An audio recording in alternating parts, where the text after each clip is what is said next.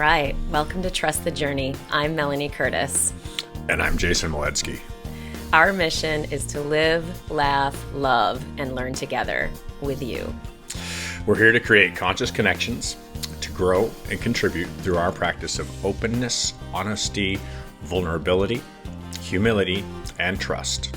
Trusting the entire journey. Absolutely. If you want to find us on the internet, team, go to trustthejourney.today.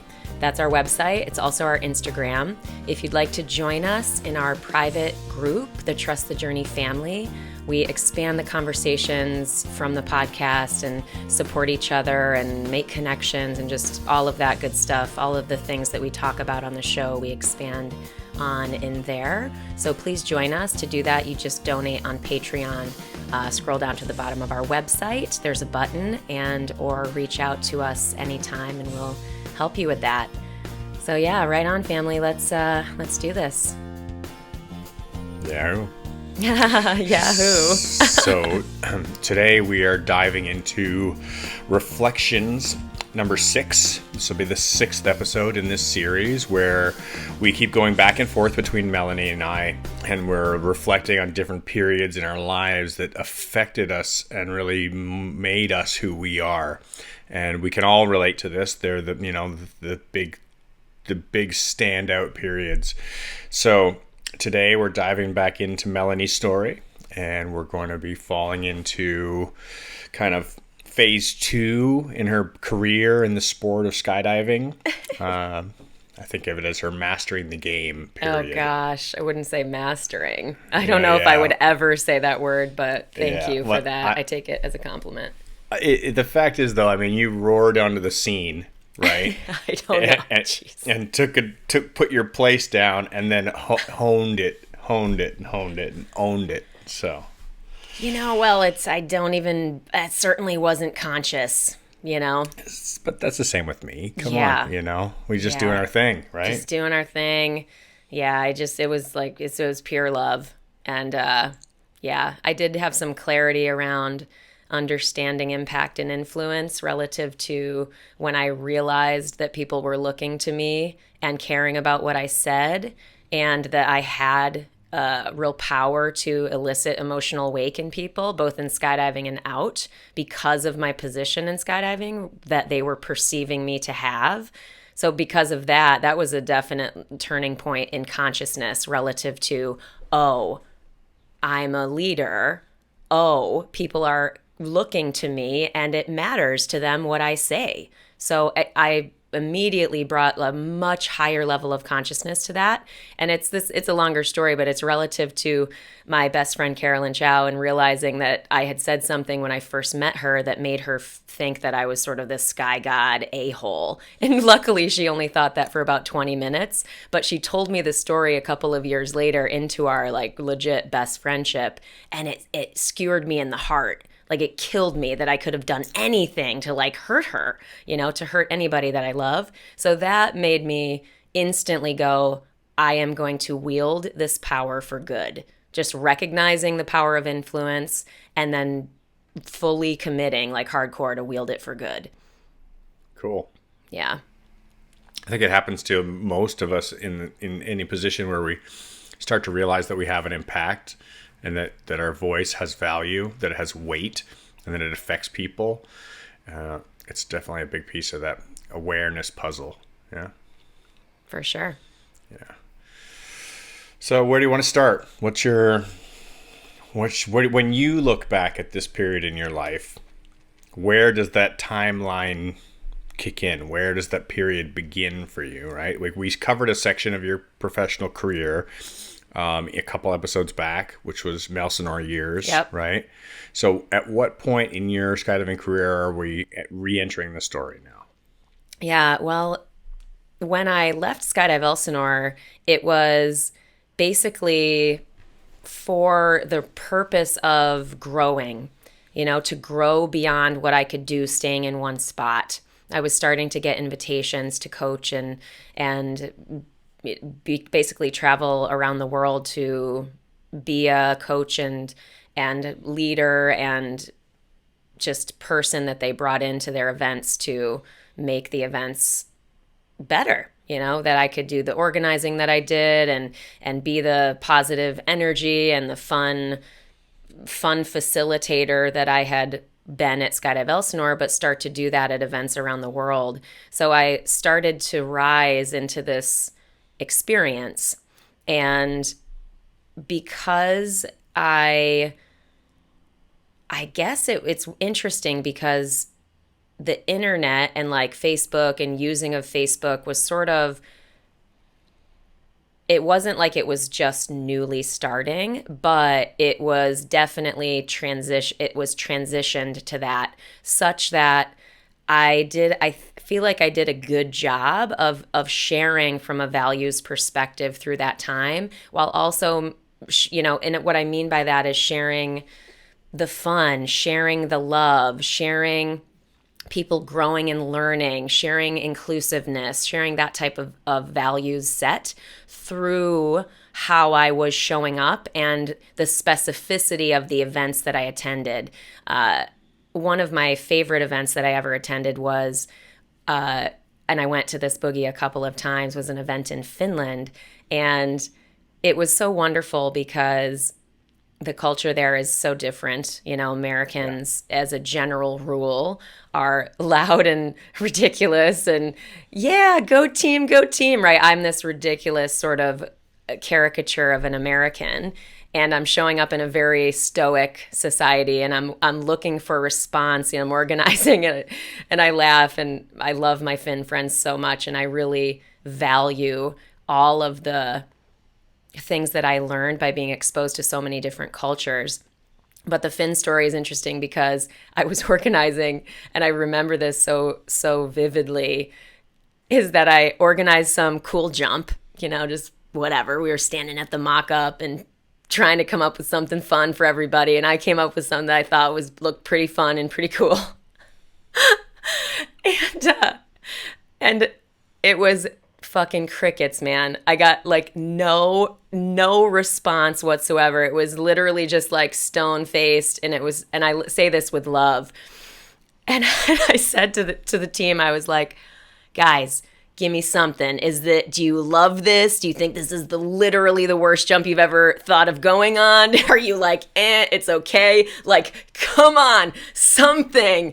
And we just laughed and laughed and laughed about that. But through my efforts and me being committed to just being my actual self, which is what I always was and always have been, that sort of ultimately earned our real relationship. And I have certainly friends from that time in my life that are going to be lifelong friends.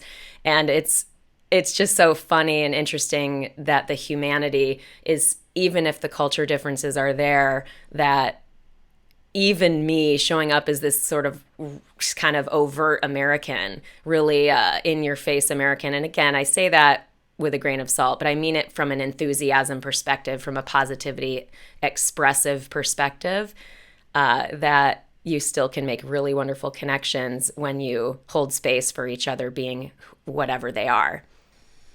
I really adore the Scandinavian cultures myself. I'm a huge fan. And they're so vastly different, the way that the cultures exist comparative to the American culture. And it's a huge culture shock. I remember going to Sweden the first time with my skydiving team, with the PD Factory team, to do a coaching camp. And we were organizing, 30 plus people at a time into groups of 5 or 6 who are all learning to fly canopies at different levels, and the culture is very group oriented, very connected, very grounded, very club oriented, and a completely different just way of being. Everybody's in it together, and it was really, some of the best experiences of my life have been traveling through Sweden, Norway, Finland. I just absolutely love the area. Yeah. I'm happy to hear your stories about the same places. And I was actually in Finland earlier this year. I went to Helsinki. Yeah, back in February. Yeah, in February I spent a week in Helsinki. Yeah, love Finland. Love my Finn friends so much. Totally. Yeah. So where else in the world did you get to go? Oh Because I mean, this takes gosh. us. It takes everywhere, right? Yeah, one of the coolest stories I think from my sort of headliner professional skydiver traveling the world, living the dream thing. And I say live in the dream because that was a joke we used to say, is that people who would travel and regular people on the boogie circuit, as it were always ended up at the same spots. So it was a lot of the interesting thing was sort of a mobile family, where it was the organizers that were sort of regulars and the vendors who were there at all the boogies. And so you kind of had, even though you were in this sort of weird transient experience, this weird traveling experience, you still had a core crew of people that you always saw. So there was some tone of normalcy or some tone of sort of stability, even amidst all that craziness. And we used to joke that every weekend we would be at the biggest party of the year because it would be the biggest event of whatever Drop Zone's year. And so I always, as much as there's a part of me when I would get tired and feel roughed up by the travel and by building my life coaching business alongside all of this crazy travel, it was a very intense time in my life. But even with that sort of exhaustion and burnout building up, I really always cared to honor that every single time I was invited to a drop zone, every single time I showed up to work someplace, it was the most important event for their year. And maybe okay, not the most every single time, but for the most part, it was Drop Zone's biggest events of the year, 1, 2, or 3. And I really cared to make sure that I always showed up energetically and on point for them, even though it became sort of normal for me. Does that make sense? Yeah, absolutely. My printer's totally like, it makes random sounds sometimes, just so you know. Mine totally updated in the middle of a conversation the other day too. It just kicked on, started doing stuff. Yeah. I think we've all had the same experience when it comes to the boogie tour and the whole live in the dream commentary. It's related to the fact that you're often living far from a dream existence, right? You're like living in some bunk rooms, spending half your time in bus stations, train stations, caravans of automobiles, planes, airports, going from one place to another, living on a low dollar experience. There's no luxury to it at all. Yep. And hopping from one event to the next, and you're basically rolling out of some biggest event of the year. And you're like, okay, close up that book. And for me, I know a lot of the time that involves some kind of a hangover of exhaustion from the event, from all the energy that went into it, and then the closing out the event with whatever big party they have to celebrate. And then you're wiped out, and all you got to do now is travel to the next one and press play again. Yeah. So it's a lot like being a rock very, band. very challenging. Yeah. The joke of living the dream is very real relative to some of the hardship of travel and the exhaustion like you describe. And of course, that joke is absolutely balanced with the massive gratitude that we all felt. And I am speaking for my friends, and make sure, write us, correct me if you don't agree, my friends that I'm speaking for right now. But we all also very hugely recognize what a fucking cool, amazing experience of life we were all able to have doing that. I would never trade it. As much as it was difficult and as much as it burned me out in the end, it was 1,000% worth it. Absolutely, and it burns almost everybody out. Yep. I mean, it's just not a sustainable way of living. That experience, that journey of constantly being from the biggest party of the year to the biggest event of the year to the biggest event of the year to the biggest party of the year, you can't sustain it. And it is such an incredible existence at the same time. You're just riding this wave of energy across the planet from one group of people's excited energy to the next group of people's excited energy. And so you're feeding on all this energy at the same time as you're putting it all in and stoking the fire with your own. You're kind of the core, like the maestro to it all. You're like, let's have it this way. Let's do it this way. We've been practicing this all year. Let's do it as a team, and it's great. Yeah. And there's a lot of just, there's so much value in learning that skill set too. And this is one of the things I also hugely value about this period in my career is being able to, I was with so many different people in so many different cultures, and I got to become friends with those people. I got to learn how to communicate with those people. I got to be in a leadership role with those people. I got to do so many things that experience facilitated. And how that underpins, because this is something as a life coach and as someone who works with people in business and in leadership in all various kinds of roles, is that we often think that our skills are not transferable, right? So how does being a professional skydiver who travels the world and stokes parties and facilitates fun, how does that, and facilitates safety and yada yada and inclusion, all this stuff, how does that parallel? It totally parallels in pretty much any teamwork that you then do in any other environment. And so it's just so intensely valuable. And I guess I'm just lucky enough that I've always been a reflective person, and I've always, as a writer, and this is basically when I left Skydive Elsinore, I had just really very recently started writing my column for Blue Skies magazine, which I have been writing for 10 years now. And I've never missed 1 month. And that is something I am very proud of, because that is a fucking lot of work and it's super hard. For anyone who's a writer, they know that. But that column, and also my natural sort of propensity to be reflective about extracting insight from experience, that has been a core thread for how I roll and how I operate as a growth-minded person and a growth-minded professional, looking to improve, but also looking consistently in practice. People ask me about the positivity thing, and it is not because I'm just naturally some positive person. I think maybe partly that's there, but I think it's more so that I have been in consistent practice to look for what's valuable in the scenarios that I find myself in. And that practice just becomes my default. So like, I've trenched the fucking hell out of my neural pathways. Booyah.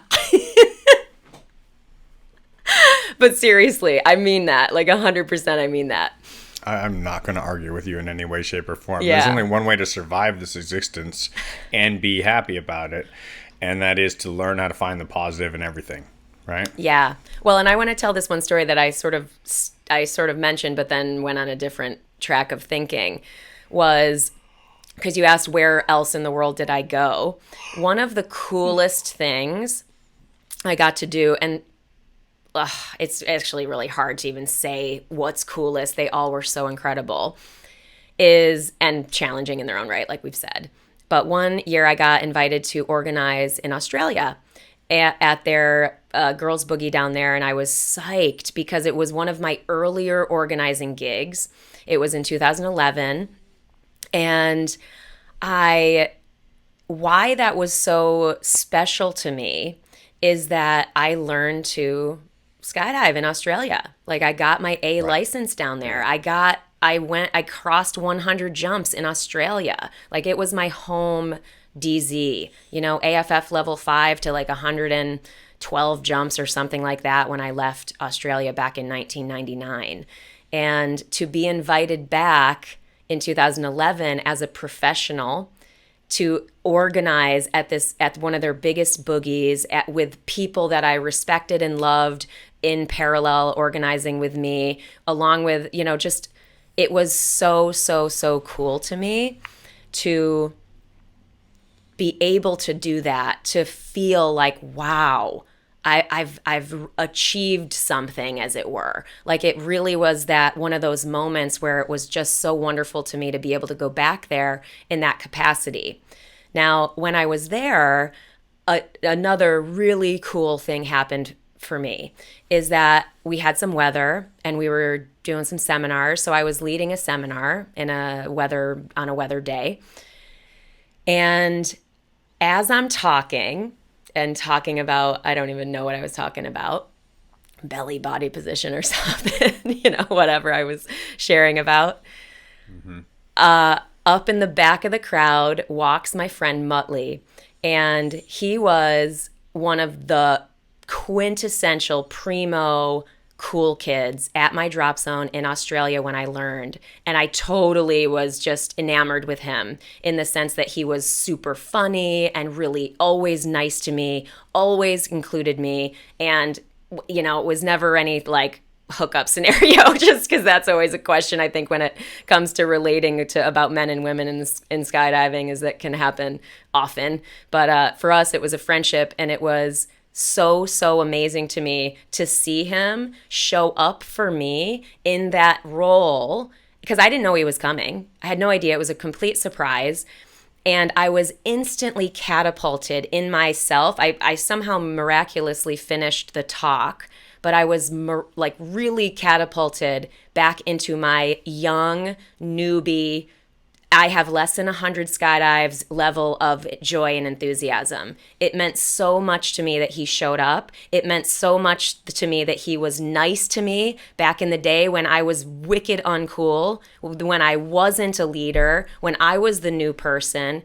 And what I love about this story and Muttley's influence on my skydiving career, and there are many people, by the way, that have influenced me in this way, but he's just one of those people that, because of his kindness and his effort to include me, that imprinted on me. And as a result, I became a leader like that. And that is a huge fucking deal. And it's one of the reasons why I care deeply about being a leader like that. Completely agree and understand. Yeah, I know. Yeah. I know you do. Yeah. I totally know. Yeah. That's awesome. It's such an honor, right? When one of your, it's the greatest honor a teacher can receive is when the student outperforms the teacher, you know? And for the teacher to be the one to show up for the student and be able to be present while they shine. It's such a beautiful relationship. Yeah. It was a big moment. It was so wonderful and moving to me. I still write him every so often and be like, hey, love you. Thank you for being amazing. Bye. Yeah. Cool. That's a beautiful relationship. I can sit here and just enjoy knowing that interaction exists, and it just makes me feel warm just to be present to it, you know? Yeah. Yeah. Yeah. Very cool. So tell me more about your story. Where else do we want to pick up in this massive journey that we're only going to hear slices of? Oh, I know. It's impossible to share the whole thing. I mean, I mentioned that I was writing for Blue Skies Magazine, and I mentioned briefly that in this period of my career and skydiving career, I also was starting to build my life coaching business in parallel.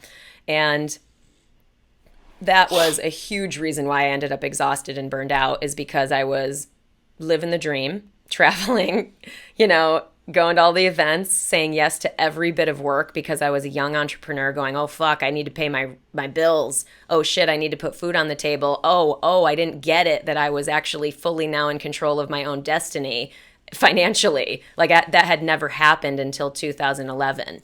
And so I was sort of in a little bit of a like, whoa, reality check around entrepreneurship. So I was genuinely saying yes to every single bit of work I got. And also working so hard when I got back home. In between events, I was working to do whatever life coaching calls I got. I was working to create freaking online webinars, which is, you know what, like virtual or online instant teleseminar.com back in the day, whatever, you know, software we used back then to try to do online education. I was working to not be completely stressed building that type of education.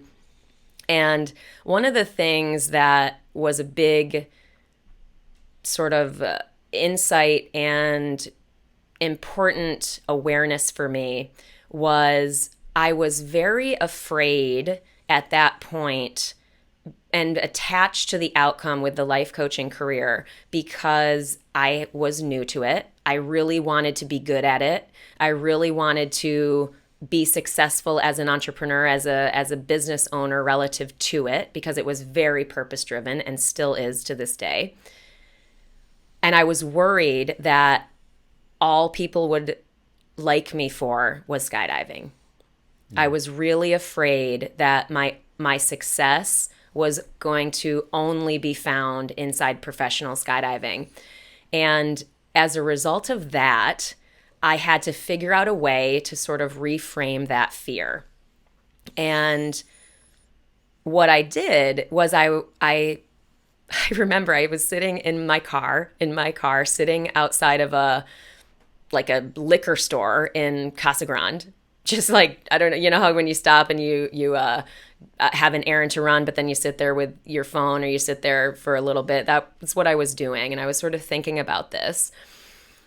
And I thought of Madonna, the singer, the artist. Mm-hmm. And I thought about how much, because I love her. I think she's super awesome. I thought about how many times she has reinvented herself. And I thought, everybody fucking loves Madonna. And she's done so many different iterations of her thing. And they love her because she's her, because she owns what she chooses into. And she's okay with the people that don't want to follow her there. And so in order to support myself to continue to step confidently and bravely in the direction of life coaching, while I was doing this very sort of comfortable role as a professional skydiver where I had found great success, I had basically come up with an affirmation that was, I'm Madonna, motherfuckers. That's exactly the words, because I needed some kind of like cool, energy toward the affirmation where I'm Madonna, motherfuckers, as in the people who are going to love me are going to love me no matter what I am doing. If I'm doing it with integrity, if I'm doing it with authenticity, if I'm doing it with bravery, if I'm living into my values, it won't matter the content. And that, of course, became true as well over the course of my growth as a person and professional. But that affirmation was in my to-do list, and I read it every day for like 4 years. Yeah. I know that game so well. Mm-hmm. It's amazing how powerful a simple thing like a mantra, an affirmation, a decision to embody a particular energy can really become who we are if we lie to ourselves long enough that we eventually begin to believe it. Yeah, it's true. Right? It really does work in the sense that there has to be some shred of sort of belief, but I mean, maybe there doesn't. I don't know. I feel like they work.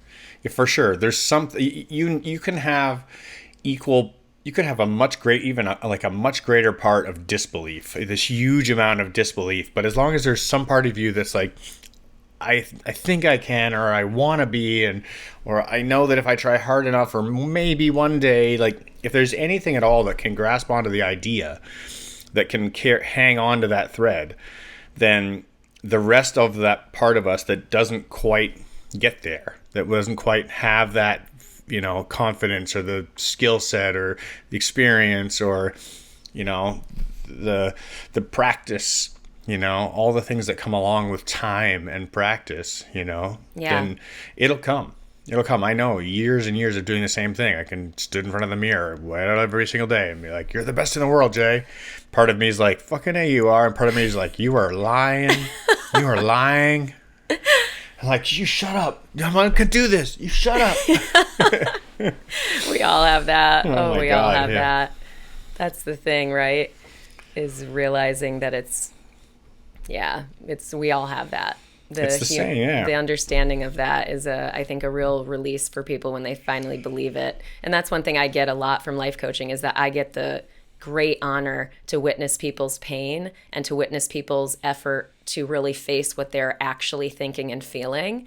And as a result, I get to really be so just wonderfully witnessed to humanity. And that's why with such conviction, I can sit here and say, we all feel that. We all struggle with those types of things. I've seen it time and time again over the last 12 years with the people I've worked with and, of course, with myself. Yeah, absolutely. Wow. Tell me about Rapa. Yeah, that's actually that was just the thing I was going to say next if you gave me some open space. But there you go. Rappa Boogie is a good example. So that was a boogie in Germany, and my friend Rob Kendall, who's awesome, he like ran that boogie, ran that drop zone. It was sort of a dream of his, and he was one of the vendors for a long time.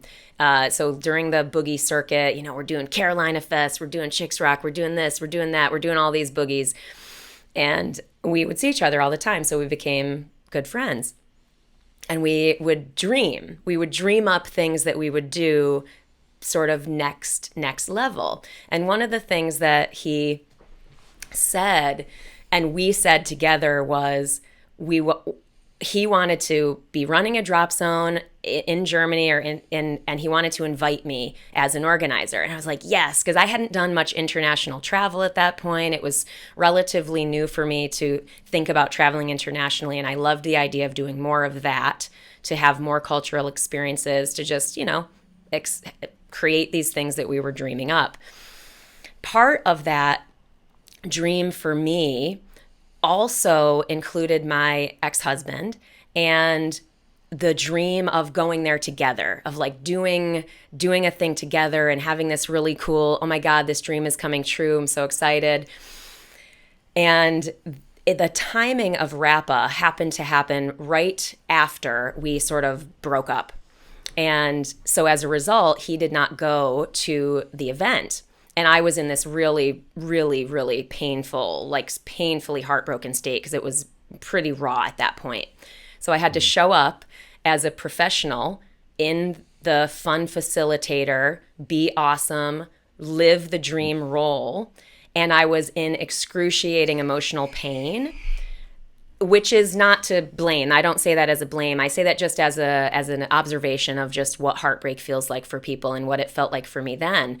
But it also points to what I had attached to as needing to be an outcome that I wanted, right? Like I wanted it to happen this particular way.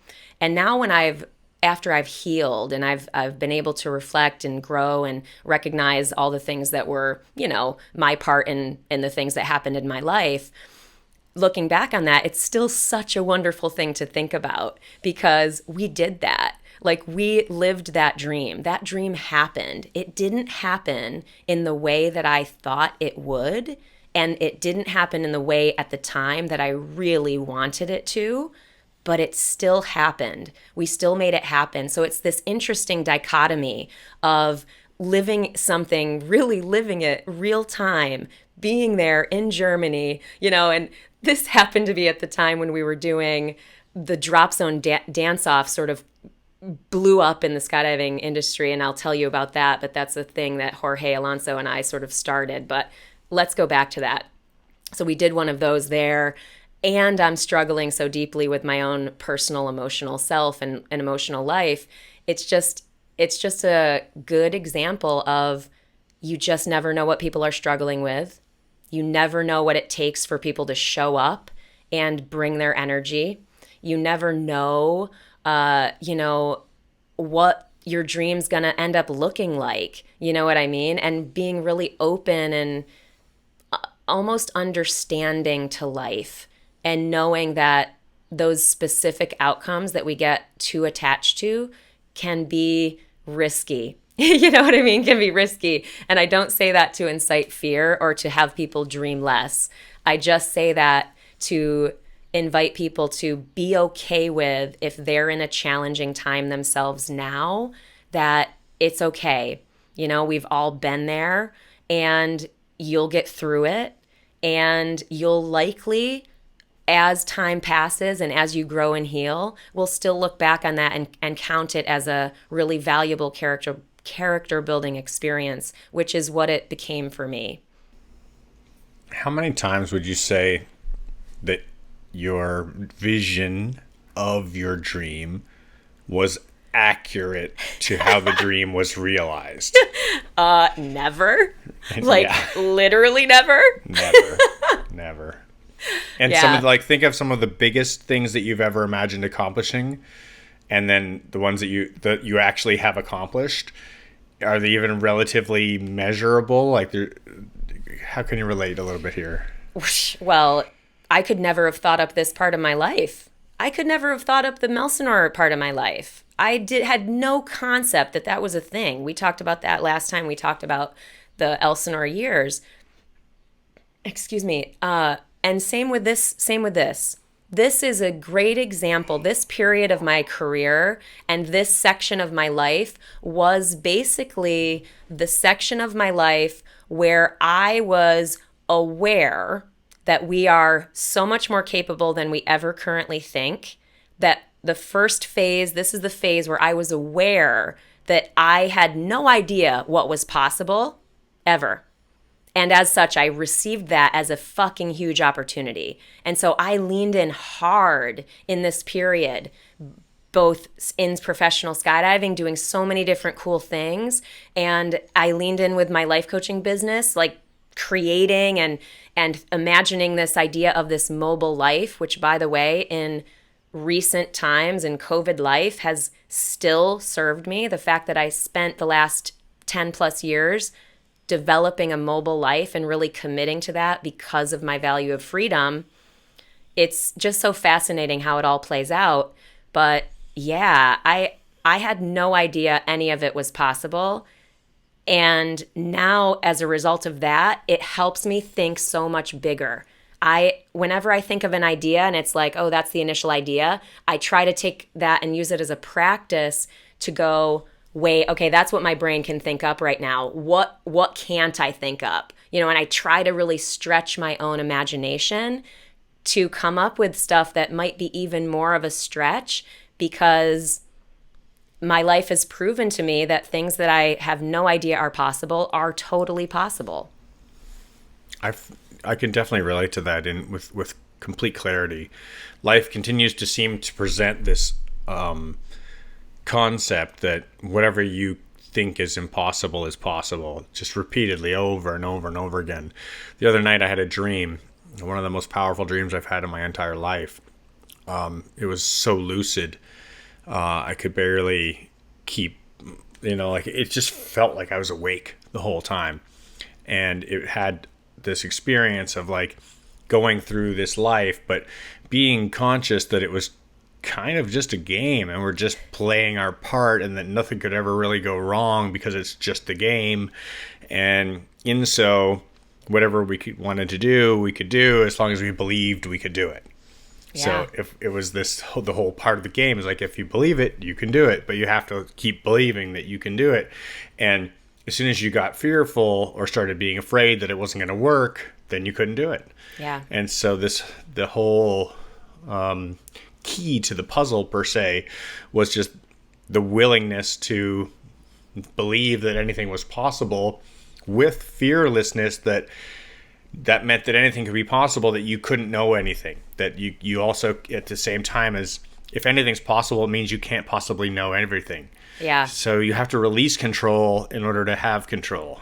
Absolutely. Yeah. That's one of the biggest insights of my life as well, is recognizing that what is found in uncertainty is actually the best possible stuff. The best possible stuff is found in the places we can't predict, in my experience. Now, again, I don't say that to not set goals. I don't say that to not be intentional about how we take action and move toward goals. I just say that keeping a flexibility and an openness that more than what we think could be possible is such a huge, powerful state, because it takes our metaphorical white knuckles off of things and releases them. And so that's part of having these experiences that were, painful and breakdowns and perceived quote unquote failures, which I don't believe in. I literally don't believe in the word failure, like at all. I only really believe in opportunities for growth and evolution and healing, which is every single time I've had a breakdown in my life, that's what those have been. I was in a BOD meeting this week, quarterly BOD meeting. It's office work, right? It's heavy work. And we were going through and it was positives and negatives, and somebody went delete and wrote opportunities. Yeah. That's awesome. Yeah. Perfect.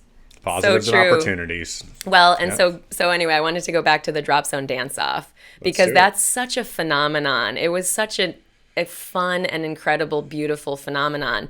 And another thing that happened while I was in painful heartbreak. And that's another thing I like to and want to highlight is that we can still do so much even when we're struggling. And it's not that we have to, right? Resting and being gentle with ourselves is also very important. But I invite people to consider that when things change radically like that, there's a space that opens up, right? Like there's no way I would have gone on the world tour. There's no way I would have done certain things if my life hadn't changed. And no way I would have moved back to the Northeast where I now love, right? So there's a lot of things that opened up because of that in my life.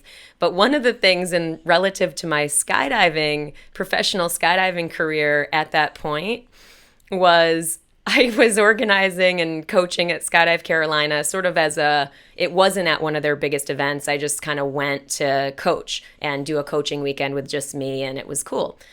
We had weather, and we were being ridiculous and joking around and having fun. And and Jorge, he's so awesome. And Jorge says, we should do a drop zone dance off. And I was like, yes. Like literally it was Jorge's brainstorm, like his idea, and me being like, yes. And then basically making everyone on the drop zone do it. I mean, not everyone, like only people who wanted to participate. But the fact is that's such a fucking cool example of one ridiculous idea that we said yes to, and then a leader, someone like me, steps in and takes their sort of position of influence and whatever cool factor I might have had at that point, being someone invited in to lead and making it cool to participate, making it fun and a thing that would be fun to be a part of versus going, oh my God, no, I'm going to look stupid. I don't want to do that. No. I was like up there, Jorge was up there, and we were willing to look stupid. And as a result, what happened is that we posted that video and we invited other drop zones into a challenge, like to a fun challenge of doing their drop zone dance off video. And it took off like crazy. So many drop zones did it. PD did it. So many places did it.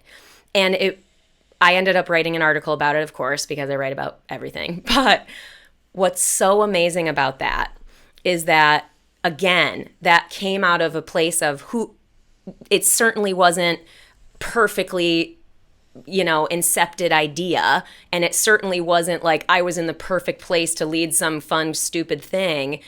But because we did, and because we did that, and we followed through on this ridiculous idea that was fun, and we included people, and we brought the energy of fun to it, it ended up creating so many different opportunities for so many people around the skydiving community that made new memories with their friends, that they were able to embrace nonsense. They were able to embrace being fun and ridiculous for no fucking reason, but because it's fun and ridiculous. And that makes me just so happy. The idea that so many laughs and so much fun was facilitated just because we were willing to follow through on something stupid. I love you, Melanie. I love you. Will you do me a favor? Will you turn on screen share for a second? Yeah, sure. You have to enable screen share on your little green button. I'm making you a co-host. Boom, Now you're a co-host. Okay, so here we go. So this is your fault, right? I'm sure this is the exact same time period, and this is in Istanbul in the penthouse of a tall building with a bunch of my base jumping friends. When was this? This is in Istanbul in this base jumping event that I was at. It makes me so happy. You don't have any idea. Yeah, I just come across this in my files just the other day. I love this so much. I love it. And for those listening, you can't see, I'm watching a room full of base jumpers throwing around their pilot chutes, dancing, looking stupid. Oh my God, it's the best thing I've ever seen. everybody is dressed as hilariously as they can be and just going off to the music, and we're in the penthouse suite of a building when it's too windy to jump, and we're like, let's do the dance off. Oh like, my let's have some fun, right? And I believe that deeply, that fun is a value worth prioritizing. Oh, yes. Period. Oh, yes. No and I doubt think that's there. a big reason why I was successful as a professional skydiver, is that's not me just trying to help people have fun. I believe that deeply. And that's why I think I was successful. And I say this a lot talking about this phase in my career, is that I'm not a world champion, right? I'm not a world champion. I haven't competed at the highest possible levels. I've You're competed at high champion in levels. my books. Yeah, no. But my point is, just hear me out, because there's no part of me that doesn't think I'm a champion because of, really believing and living into my values. That's what I feel like really makes a champion, is someone who really lives into them. And some people, it takes them to the highest levels of athletic achievement, like you. You know what I mean? That's amazing. And for me, it took me to the highest levels of leadership and influence and impact, which is what I cared about. Being with people. My goals have really always centered around being with people. As soon as I realized that I didn't care about winning 4-way FS like world championship, as soon as I realized that, it became very clear to me that it was really just about wanting to be able to do jumps with my friends and make memories and help people have fun and be included and love each other. It sounds so like trite, but really that is sort of the base of why I'm successful.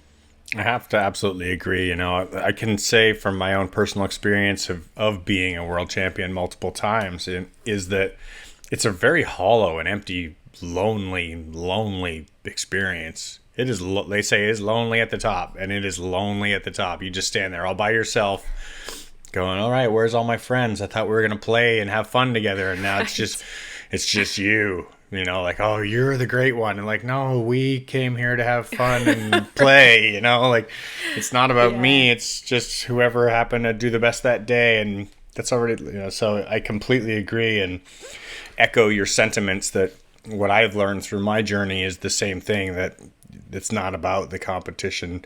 I often look back at my competitive career thinking it's some of the most ridiculously wasted time that I've ever had in my life, even though it's led to everything else that I've had. It's ridiculous. There's no value to it. The true values and the connections that we make and the impact that we have and how we affect the lives of those we come encounter with, So. Yeah. And that's the thing. And that's about going back to the idea of extracting value, is we are growing and evolving people. You know what I mean? Like, I didn't know, without having the intensity of experience that I had traveling the world, really rising and really leaning in hard to professional skydiving in that form, I wouldn't have met all the people that I met. I wouldn't have made all those connections. That wouldn't have happened. I also wouldn't have burned the fuck out and crashed and burned as crazy as I did too. But those were exactly the experiences I needed to evolve, and to really reflect on and bring consciousness to why I was doing that. Because I think part of that part of my career also showed me, or it was an experience of my growing consciousness, but there was quite a bit of unconsciousness there for me. And what I mean by that is, because I didn't really know what I was building toward, I was really just in this experience, unsure of where it was going to take me.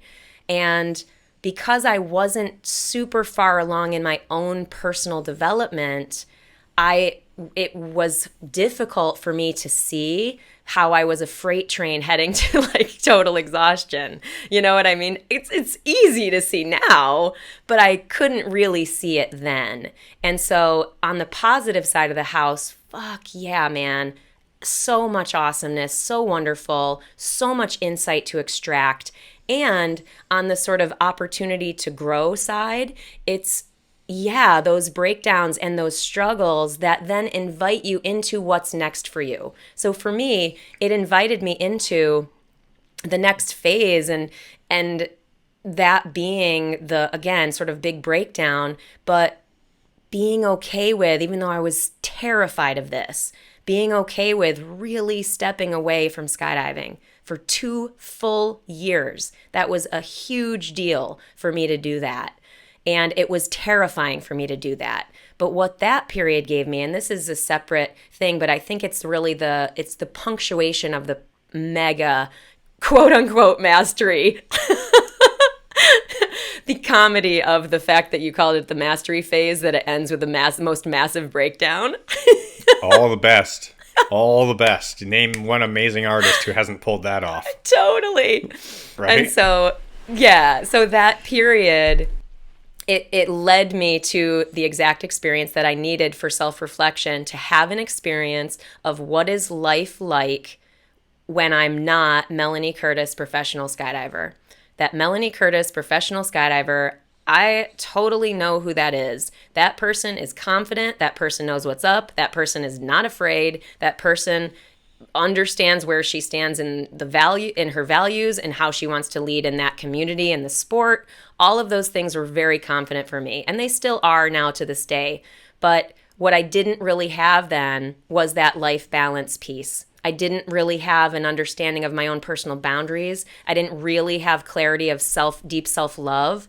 And all of these things is what led me to over give in terms of all of my relationships, but definitely in my professional skydiving. I had to show up as the best of the best of the best of the best every single time. I had to give every ounce. And so I would be killed for days at a time after. And then I would give everything I had in my life coaching business, everything. I had to show up, and I believe that's important. But what I was missing was self-care. I had no concept of balance. And that's why I ended up hugely breaking down, which led to some of the best lessons of my life. Can I ask a question with regards to showing up and being 100% every time? Showing up and being the Melanie Curtis, Did it take the fun out of it? Did it make it hard? It made it harder. Yeah. It made it harder when I was exhausted, right? Yeah. Because it was never inauthentic. It was never inauthentic. What was inauthentic was if I ever projected that I wasn't exhausted. So that part of it was,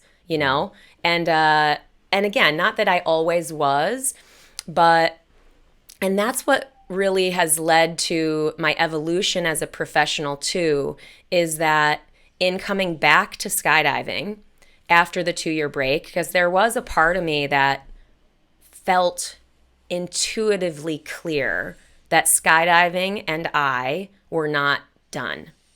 Like I was there, that relationship, I always kind of joke about skydiving and me having the longest relationship of my life, even though, of course, that's not true, my family, but meaning, outside of family, and that we've been through ups and downs. We've broken up. We've gotten back together, we have had a lot of experiences, skydiving and I.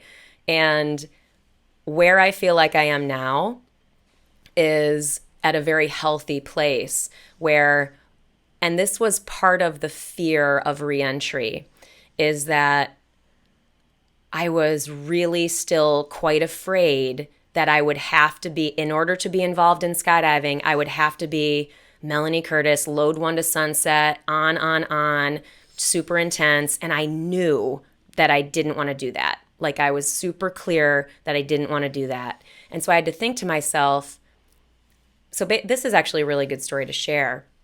But when I was getting back current, I had jumped again, and that was wonderful, and I'd overcome my fear, and that's sort of a different thing, but I was grateful and glad to get through that. I started to then get invitations to work again, which was wonderful. Again, how wonderful is that? How fucking wonderful is that? That after 2 years off, people see that I'm jumping again, and they instantly want to have me come. Like, I honor that so deeply. I'm so moved and so grateful about that.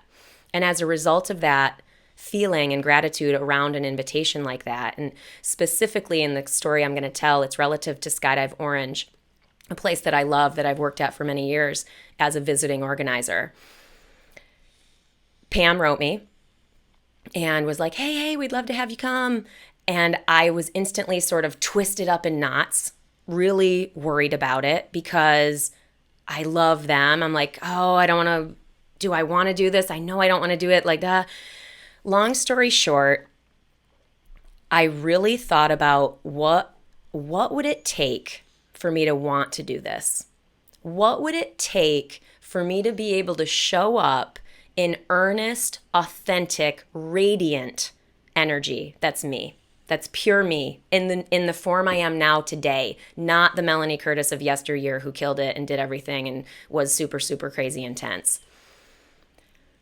So I thought about that, and I wrote Pam back, and it was scary for me to do it because I was worried that she wouldn't be cool with it.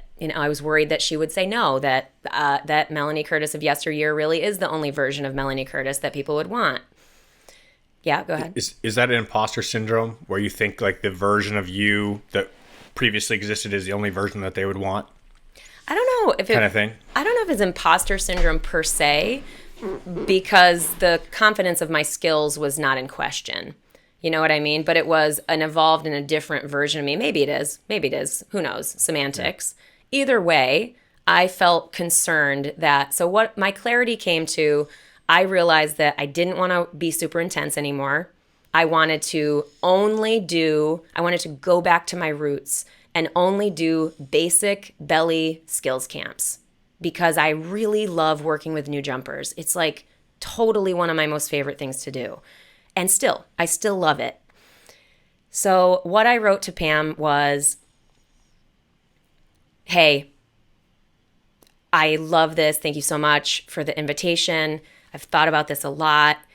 And I basically outlined that the Melanie Curtis of yesteryear was gone, that I will not be doing turns. I want to do a belly skills camp and be that kind of organizer. And I want to be able to just chill with the number of jumps that we do during the day so that I can talk to people on the ground, so that I can coach them and look at videos and stuff like that. And I just owned it. And I owned, again, the financial piece of professional skydiving is another entire conversation, but I just owned everything. I owned, this is how much I cost, this is what I want to do, and I won't do anything else. And if you want someone else, there's so many young, awesome new organizers coming up in the ranks. I'm happy to recommend someone to you. And I really was. And Pam's response to me is so moving to me, is that she responded pretty much instantly and was like, yeah, we just want you. And I still makes me almost cry because it was, it was one of the reflections that I needed to be able to continue to own it. So I'm crying because it's so wonderful. It sounds to me like you have this idea that you needed to be something other than yourself. And that's where I said, is it imposter syndrome? Like, or do you have this feeling like you need to pretend to be somebody that you're not anymore in order to have value, to have worth? Like, you have to be this other thing. Totally. When really, they just don't care what thing you want to be. Whoever you want to be is who they want. Yeah. That fear that I was trying to fix with the I'm Madonna motherfuckers, that was a resolution of that. How many years later? Probably like 7 years later or 8 years later. Yeah. And so it was a big deal. And so anyway, from the perspective of that share, that's a great example of a drop zone. And it's not just because they wanted me to come, and it's not just because they supported me specifically. It's how they show up as a drop zone with their values, which is also why I'm even willing to work there. Because that's another thing that's a huge boundary for me, is that I will only work at places that I feel very values aligned with as well. Yeah, agreed. Fantastic, Mel. Thank you so much for sharing. Such a beautiful note. Yeah, have there's anything so else? much. Oh God, who knows? There's a million things. There's so much we didn't talk about, but that's how it is. That's Well, how the it great goes. thing is that we have endless amounts of podcasts. We can just make more and more and more of these as much as we want, and we can share as many of them as we can, as long as we can push record and push play and send these things out. Our audience can absorb them. Exactly. Exactly. Yeah, thank you everyone as always for being here. We love you. We love you a million times, and I'm always so grateful for you guys giving me and holding space for me, Jay, you included, of course. And just, yeah, I'm grateful. Namaste. Namaste. Keep laughing, keep Loving. loving, and keep Trusting the the journey. journey. Stupid. I love it. See you, everybody.